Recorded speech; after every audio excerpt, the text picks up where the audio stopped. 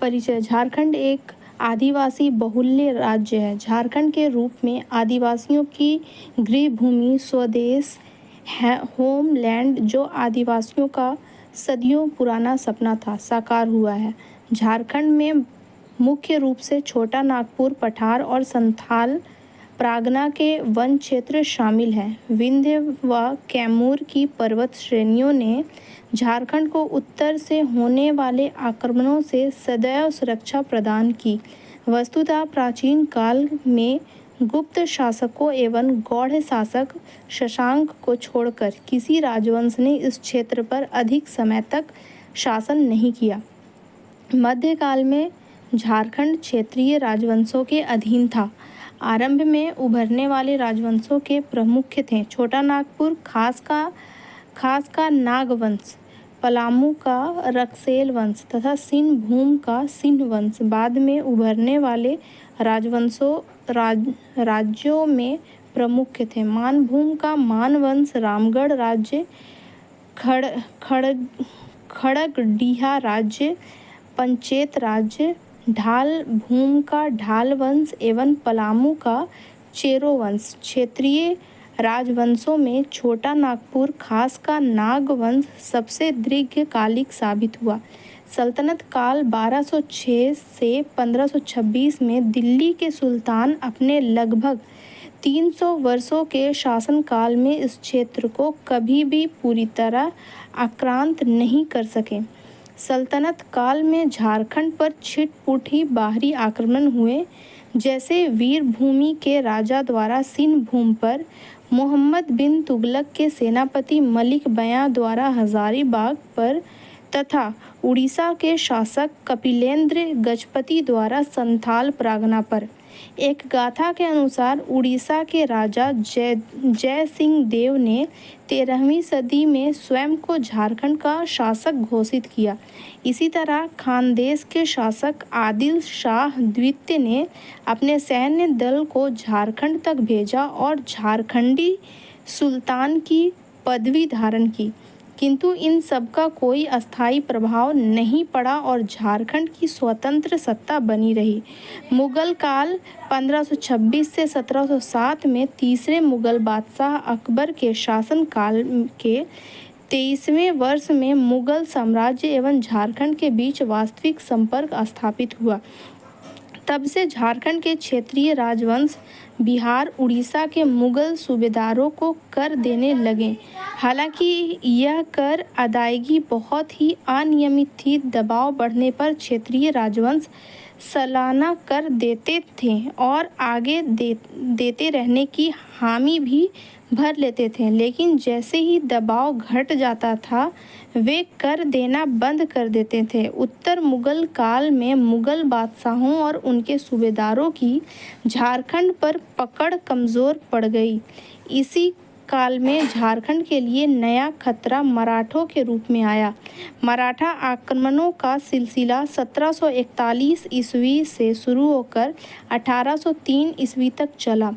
यह खतरा बड़ा रूप लेता उससे पहले ही अंग्रेज हावी हो गए। उधर झारखंड के क्षेत्रीय राजवंशों की शक्ति इतनी क्षीण पड़ गई कि ईस्ट इंडिया कंपनी ने आसानी से इस क्षेत्र को कब्जे में ले लिया।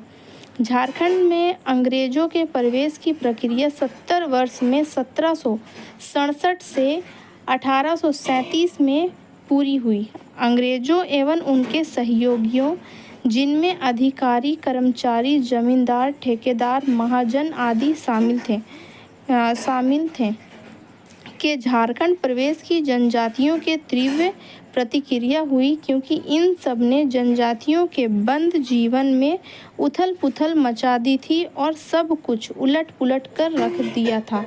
इसी कारण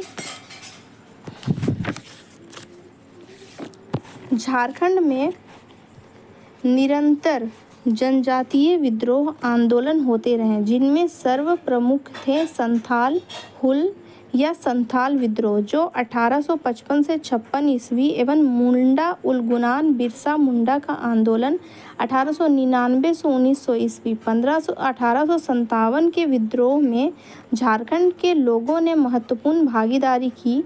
1885 में कांग्रेस की स्थापना के बाद लोग राष्ट्रीय आंदोलन में भाग लेने के लिए महात्मा गांधी के नेतृत्व में एकजुट हुए। असहयोग आंदोलन, सविनय अवज्ञा आंदोलन, भारत छोड़ो आंदोलन में झारखंड के लोगों ने सक्रिय भूमिका निभाई। 1947 में भारत स्वतंत्र हो गया। झारखंड बिहार का भाग बना रहा और दक्षिण बिहार के नाम से जाना गया। झारखंड का राज्य निर्माण आंदोलन का बीजारोपण 20वीं सदी के आरंभिक दशक में हुआ। इस आंदोलन का नेतृत्व छोटा नागपुर उन्नति समाज, छोटा नागपुर संथाल परगना आदिवासी सभा, आदिवासी महासभा, झारखंड पार्टी आदि ने किया। 1963 से 1973 तक का समय झारखंड आंदोलन के बिखराव एवं ठहराव का दौर था। 20वीं सदी के अंतिम चतुर्थार्ध में झारखंड मुक्ति मोर्चा झमुमो ने नियमित आंदोलन किया, जिसके फलस्वरूप बिहार सरकार ने 1995 ईस्वी में झारखंड क्षेत्र स्वायत्त शासी परिषद जैक की स्थापना की। 15 नवंबर 2000 ईस्वी को झारखंड भारत संघ के 28वें राज्य के रूप में अस्तित्व में आया। रांची को इसकी राजधानी बनाया गया। झारखंड का नामकरण, झारखंड शब्द की उत्पत्ति दो शब्दों से मिलने से हुई है। झारखंड वन और खंड का मतलब प्रदेश। इस प्रकार झारखंड शब्द का अर्थ है वन प्रदेश। आज जिसे झारखंड के नाम से जाना जाता है, उसे अतीत के विभिन्न कालों में विभिन्न नामों से जाना जाता था। इस क्षेत्र का प्रथम साहित्य उल्लेख ऐत्रेय ब्राह्मण में मिलता है, जिसमें इस क्षेत्र का उल्लेख पुंड्र नाम से किया गया है। इस क्षेत्र को वायु पुराण में मुरुंड, विष्णु पुराण में मुंड तथा भागवत पुराण में किक्कट प्रदेश कहा गया है। महाभारत के दिग्विजय पर्व में इस क्षेत्र को पुंडरिक देश कहा गया है। महाभारत में इस क्षेत्र के लिए एक और नाम पशु भूमि मिलता है। समुद्रगुप्त की प्रयाग प्रशस्ति में इस क्षेत्र को मुरुंड देश कहा गया है। पूर्व मध्यकालिक संस्कृति साहित्य में इस क्षेत्र को कलिंद्र देश कहा गया है। 13वीं सदी ईस्वी के एक ताम्रपत्र में झारखंड शब्द का उल्लेख मिलता है। यह झारखंड शब्द का प्रथम पुरातात्विक प्रमाण है। मध्यकाल में मुस्लिम इतिहासकारों ने सामान्यतः इस क्षेत्र का उल्लेख झारखंड के नाम से किया।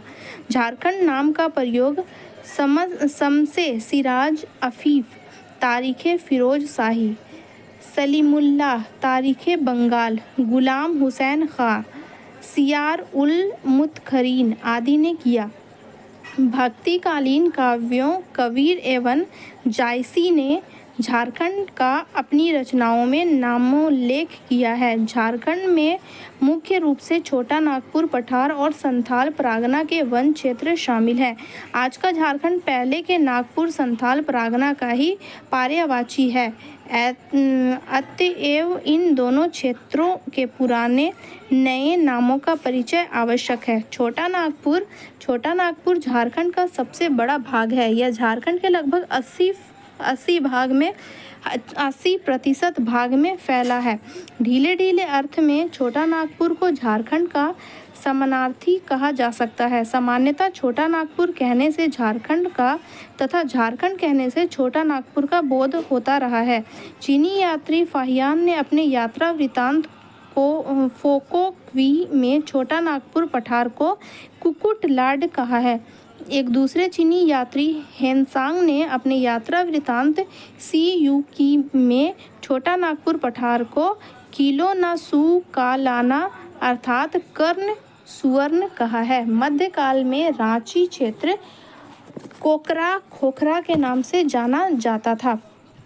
यही क्षेत्र धीरे धीरे चुटिया नागपुर से चूटा नागपुर या सामान्यतः छोटा नागपुर के नाम से जाना जाने लगा, जो अपेक्षाकृत बड़े क्षेत्र का परिचायक था। ब्रिटिश शासनकाल के दौरान 1767 ईस्वी में 1765 ईस्वी से 1833 ईस्वी तक इस क्षेत्र के लिए छोटा नागपुर नाम प्रयुक्त होता रहा। 1834 ईस्वी में अंग्रेजों ने इससे दक्षिण पश्चिमी सीमांत एजेंसी नाम से एक प्रशासकीय इकाई के रूप में गठित किया, जिसका मुख्यालय विलिकिंसनगंज या विशुनपुर था। बाद का रांची को बनाया गया। संथाल परगना झारखंड का दूसरा सबसे बड़ा भाग है। इस क्षेत्र का प्राचीनतम नाम नरी खंड है। बाद में इसे कांकजोल कहा जाने लगा। हेनसांग ने संथाल परगना के मुख्य क्षेत्र राजमहल का उल्लेख कीचिंगकोलो के नाम से किया। राजमहल नामकरण मध्यकाल में हुआ। संथाल परगना के एक महत्वपूर्ण भाग, जिसमें राजमहल, पाकुड़, गोड्डा और दुमका के कुछ हिस्से शामिल थे, को दामिने कोह अर्थात पहाड़ी अंचल कहा जाता था। झारखंड पाषाण काल 25,000 ईसा पूर्व से 1,000 ईसा पूर्व को 3 युगों में बांटा जाता है। पूरा पूर्व, मध्य एवं नव झारखंड में तीनों युगों के साक्ष्य मिलते हैं। पूरा पाषाण युग में आखेटक व खाद्य संग्रहक झारखंड में पूरा पाषाण युग के अवशेष दुमका, देवघर, हजारीबाग, बोकारो, रांची, पश्चिमी सिंहभूमि, पूर्वी सिंहभूम आदि क्षेत्रों की नदियों के किनारे प्राप्त हुए हैं। दूसरा है मध्य पाषाण युग में आखेटक व पशुपालक सूक्ष्म पाषाणोपरकन संस्कृति। झारखंड में मध्य पाषाण युग के अवशेष पलामू, दुमका, धनबाद, रांची, पश्चिमी सिंहभूम, पूर्वी सिंहभूम आदि से प्राप्त हुए हैं। नवपाषाण युग खाद्य उत्पादक। झारखंड में नवपाषाण युग के अवशेष रांची, लोहरदगा, पश्चिमी सिंहभूमि, पूर्वी सिंहभूम आदि से प्राप्त हुए हैं। नवपाषाण युग के बाद झारखंड में पाषाण युग के बाद धातु युग आया। इन दोनों के बीच के संक्रमण काल को ताम्र पाषाण युग कहा जाता है, जिसमें पाषाण यानी पत्थर के साथ साथ ताम्र यानी तांबा धातु के उपकरणों का उपयोग हुआ। झारखंड में ताम्र पाषाण युगीन संस्कृति का केंद्र बिंदु सिंहभूम था। ताम्र पाषाण युग के बाद ताम्र तांबा युग आया, जिसमें सभी उपकरण और औजार ताम्र यानी तांबा से बनने लगे। उस समय की असुर, बिरजिया, बिरहोर जनजातियां तांबे के खानों से अयस्क निकालकर उसे गलाने और उससे उपकरण बनाने की विधि से परिचित थे। झारखंड के कई स्थलों से तांबे की कुल्हाड़ियों के मिलने तथा हजारीबाग के बहरगंडा स्थान से तांबे की 49 खानों के अवशेष मिलने से इस बात की पुष्टि होती है। झारखंड के ताम्र युग के बाद कांस्य युग आया। कांस्य यानी कांसा का निर्माण तांबा में टिन मिलाकर किया जाता था। छोटा नागपुर क्षेत्र के असुर और बिरजिया जनजाति इस युग के सूत्रधार थे। झारखंड में कांस्य युग के बाद लौह युग आया। लौह युग के सूत्रधार भी असुर और बिरजिया जनजाति ही थे। छोटा नागपुर के असुर व बिरजिया जनजातियों ने उत्कृष्ट लौह तकनीक का विकास किया। एक इतिहासविद के अनुसार छोटा नागपुर का लोहा सुदूर मेसोपोटामिया यानी आज का इराक तक भेजा जाता था, जहां दमिश्क में इससे तलवार बनाई जाती थी। दमिश्क की तलवारें इतिहास प्रसिद्ध है। इससे झारखंड के वैदेशिक संपर्क की पुष्टि होती है, यानी इराक से झारखंड का विदेशी संपर्क था। तीसरा है असुर आदि जनजातियों का झारखंड प्रवेश। झारखंड शुरू से झाड़, जंगलों व पहाड़ों से भरा पूरा क्षेत्र रहा है, इसीलिए यह जनजातियों, आदिवासियों की प्रिय स्थली बन सकी। झारखंड में जनजातियों का प्रवेश भिन्न भिन्न समयों में हुआ है। शक्तिशाली प्रजातीय समूह जैसे आर्य द्वारा अपने मूल स्थान से धकेले जाने पर ये झारखंड में पहुँचे और यहीं भिन्न भिन्न क्षेत्रों में अस्थायी रूप से बस गए। असुर, बिरजिया, बिरहोर एवं खड़िया झारखंड की प्राचीनतम जनजातियां हैं और इनमें भी असुर सबसे प्राचीन जनजाति हैं। इसके बाद कोरबा जनजाति का झारखंड में आगमन हुआ। मुंडा, उरांव, हो जनजातियां बाद की हैं। 1000 ईसा पूर्व तक चेरो, खेरवारों व संथालों को छोड़कर झारखंड में उपलब्ध प्रायः सभी जनजातियां छोटा नागपुर क्षेत्र में बस चुकी थीं। पूर्व मध्यकाल में चेरो व खेरवार पलामू में तथा संथाल हजारीबाग में आकर बसे, जबकि ब्रिटिश काल में संथाल प्रागना में आकर बसे। चौथा टॉपिक है धार्मिक आंदोलन। 6ठी सदी ईसा पूर्व में जैन एवं बौद्ध धर्म आंदोलन हुआ, जिसका व्यापक असर पड़ा। झारखंड भी इससे अछूता न रहा। जैन धर्म का झारखंड पर गहरा प्रभाव पड़ा। जैनियों के 23वें तीर्थंकर पार्श्वनाथ का निर्वाण 717 ईस्वी में गिरिडीह जिला के इसरी के निकट एक पहाड़ पर हुआ, जिसका नामकरण उन्हीं के नाम पर पार्श्वनाथ यानी कि पारसनाथ पहाड़ पड़ा। यह पहाड़ जैनियों के प्रमुख तीर्थ स्थल के रूप में प्रसिद्ध है। छोटा नागपुर का मानभून, आज का धनबाद, जैन सभ्यता व संस्कृति का केंद्र था। इस क्षेत्र के प्रमुख जैन स्थल थे पकबीरा, तुईसामा, देवली, पवनपुर, पलामा, अरसा, चर्रा, गोलमारा, बड़म, बलरामपुर, कर्रा, परा, कतरास आदि। कंसाई और दामोदर नदियों की घाटी से मिले जैन अवशेष जैन धर्मों के प्रसार की पुष्टि करते हैं। पलामू के हनुमांड गांव सतबरवा के निकट जैनियों के कुछ पूजा स्थल मिले हैं। सिंहभूम के आरंभिक निवासी जैन मतावलंबी थे, जिन्हें सरक कहा जाता था। सरक श्रवक शब्द का बिगड़ा हुआ रूप है। श्रवक गृहस्थ जैन मतावलंबी को कहा जाता था। बाद में हो जनजाति के लोगों ने इन्हें सिंहभूम से निकालकर बाहर किया। बौद्ध धर्म का झारखंड पर गहरा असर पड़ा। झारखंड के विभिन्न स्थलों से बौद्ध धर्म संबंधी अवशेष मिले हैं।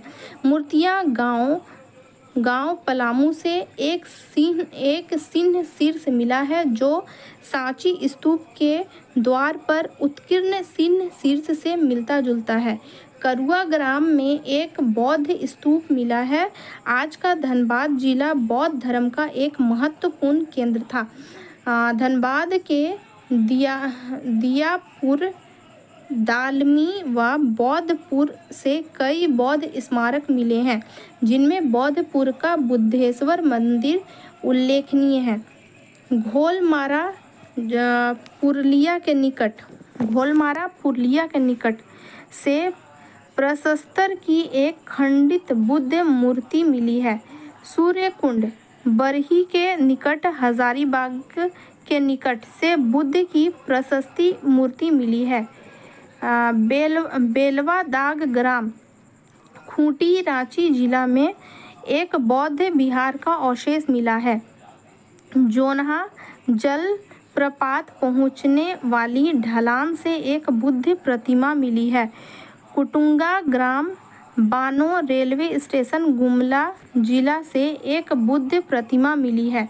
पटम्बा ग्राम, जमशेदपुर से 2 बुद्ध मूर्ति मिली है। ईचागढ़, सरायकेला, खरसावां जिला से तारा बौद्ध देवी की मूर्ति मिली है, जिसे रांची संग्रहालय में रखा गया है। 5वां टॉपिक है मौर्यकाल। चंद्रगुप्त मौर्य 322 ईसा पूर्व से 298 ईसा पूर्व।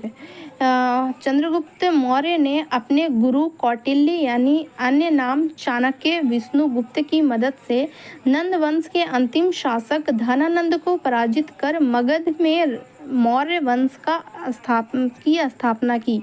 नंद वंश के शासक विशाल सेना के स्वामी थे।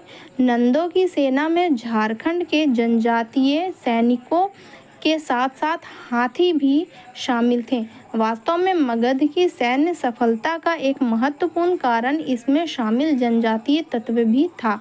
नंद वंश का विनाशक और मौर्य वंश का संस्थापक चंद्रगुप्त मौर्य झारखंड क्षेत्र से परिचित था। कौटिल्य ने अपने ग्रंथ अर्थशास्त्र में इस क्षेत्र को कुकुट देश कहा है। कौटिल्य के अनुसार कुकुट देश में गणतंत्रात्मक शासन प्रणाली थी। जनजातियों को नियंत्रण में रखने, मगध के हित में उनका उपयोग करने तथा मगध के शत्रुओं से उनके गठबंधन को रोकने के उद्देश्यों से आटविक नामक पदाधिकारी की नियुक्ति की गई। आटविक के अधीन नागाध्यक्ष, वनाध्यक्ष, नागपाल, वनपाल जैसे अन्य अधिकारी थे। मगध से दक्षिण भारत की ओर जाने वाला व्यापारिक मार्ग झारखंड से होकर गुजरता था, इसलिए झारखंड का व्यापारिक महत्व था। कौटिल्य ने लिखा है कि इंद्रवानक की नदियों से हीरे प्राप्त किए जाते थे। इंद्रवानक के नदियों से, इंद्रवानक संभवतः इब एवं संघ नदियों का इलाका था। चंद्रगुप्त मौर्य के पोते अशोक 273 ईसा पूर्व से 232 ईसा पूर्व का यहाँ की जनजातियों पर अप्रत्यक्ष नियंत्रण था। अशोक ने 13वें शिलालेख में अशोक के समीपवर्ती राज्यों की सूची मिलती है जिसमें एक आटव था। आटविक प्रदेश बघेलखंड से उड़ीसा के समुद्र तट तक विस्तृत था। इस प्रदेश में झारखंड क्षेत्र की भी शामिल था। अशोक द्वारा भेजे गए धर्म प्रचारक दलों में एक आटविक जनजातियों के बीच भी भेजा गया था। इस दल के नेता का नाम रक्षित था। अशोक के पृथक कलिंग शिलालेख 2 में उड़ीसा की सीमावर्ती अविजित जनजातियों के विषय में कहा गया है, उन्हें मेरे लिए धम्म का आचरण करना चाहिए ताकि वे लोक तथा परलोक की प्राप्ति कर सकें। उड़ीसा की सीमावर्ती अविजित जनजातियों में झारखंड क्षेत्र की जनजातियां भी संकेतित हैं। छठा टॉपिक है मौर्योत्तर काल। मौर्योत्तर काल 200 ईसा पूर्व से 300 ईसा पूर्व में कई विदेशी आक्रांताओं ने मध्य एशिया होते हुए देश के उत्तर पश्चिम मार्गों से यहाँ आकर अपने अपने राज्य स्थापित किए। इनके अलावा भारत का विदेशों से व्यापारिक संबंध था। झारखंड भी इससे अछूता न रहा। झारखंड में इनकी मौजूदगी के कुछ साक्ष्य मिले हैं। सिंहभूम में रोमन सम्राटों के सिक्के मिले हैं जो झारखंड के वैदेशिक व्यापारिक संपर्क की पुष्टि करते हैं।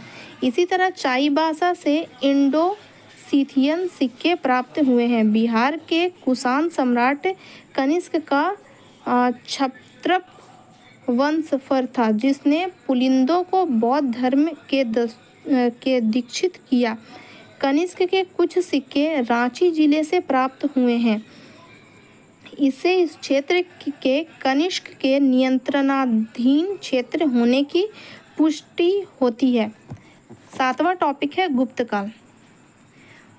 कुषाणों के पतन के बाद प्रयाग व पाटलिपुत्र में शक्तिशाली गुप्तों का उदय हुआ।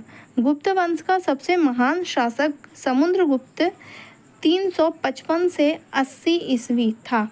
समुद्रगुप्त के दरबारी कवि हरिसेन द्वारा रचित प्रयाग प्रशस्ति में समुद्रगुप्त की सामरिक विजयों का वर्णन मिलता है। इन विजयों में से एक आटविक विजय थी।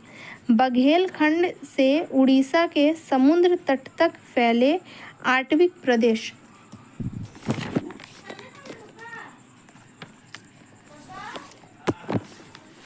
में झारखंड क्षेत्र भी शामिल था। समुद्रगुप्त ने आटविक प्रदेश के शासन को पराजित किया और उसके साथ परिचारकीकृत नीति यानी कि भृत्य परिचारक बनाने की नीति का पालन किया।